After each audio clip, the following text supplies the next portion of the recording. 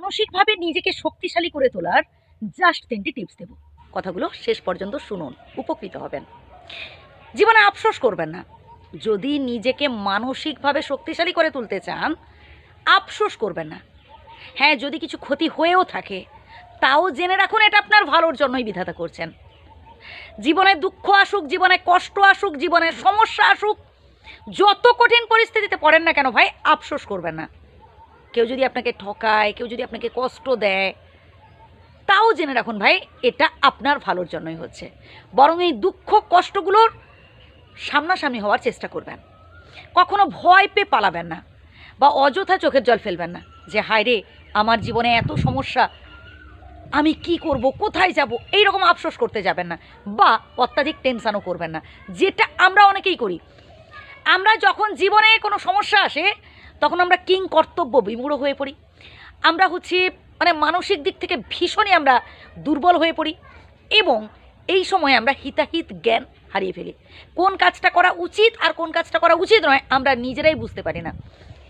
আর এই সময়ে কিন্তু শত্রু আমাদের সুযোগ নেয়। যারা শত্রু তারা দেখবেন আমাদের বিপদের সময় ভালো মানুষের রূপ নিয়ে আমাদের সামনে আসে। আমরা অধিক ভরসা করে ফেলি, আমরা অধিক বিশ্বাস করে ফেলি তাদের। আমরা ভাবি মনে হয় মানুষগুলো এবার মনে হয় বদলে গেছে, আসলে তা নয়। যারা শত্রু না তারা বরাবরই ভাই চিরশত্রু হয়ে থাকে। তাই নিজেকে একেবারে স্ট্রং রাখতে হবে, শক্তিশালী করে তুলতে হবে। এর পরের পয়েন্টটা কিন্তু আরও গুরুত্বপূর্ণ। কখনো নেগেটিভ বিষয়গুলো ভাবতে যাবেন না।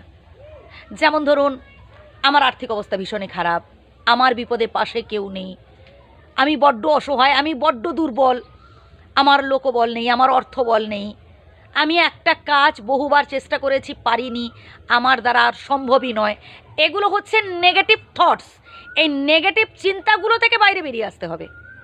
একদম নিজেকে না মুক্ত রাখার চেষ্টা করবেন, পাখির মতো হয়ে ওঠার চেষ্টা করবেন, প্রকৃতির সাথে মেশার চেষ্টা করবেন, মন খুলে গান গান, মন খুলে হাসুন, যেটা আমরা অনেকেই ভুলে গেছি। আমরা চাপে পড়ে এখন হাসি, আমাদের হাসি সত্যি অন্তর থেকে খুব কম বেরোয়।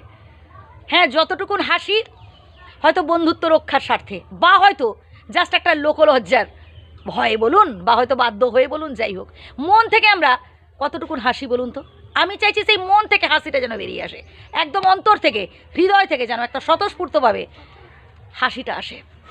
আর শেষের পয়েন্টটা আরও গুরুত্বপূর্ণ, সেটা হচ্ছে কখনো আক্ষেপ করতে যাবেন না।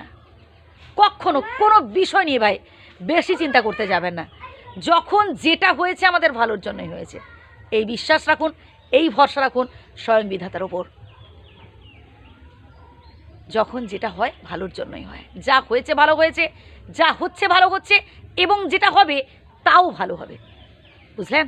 ভালো থাকবেন, সুস্থ থাকবেন।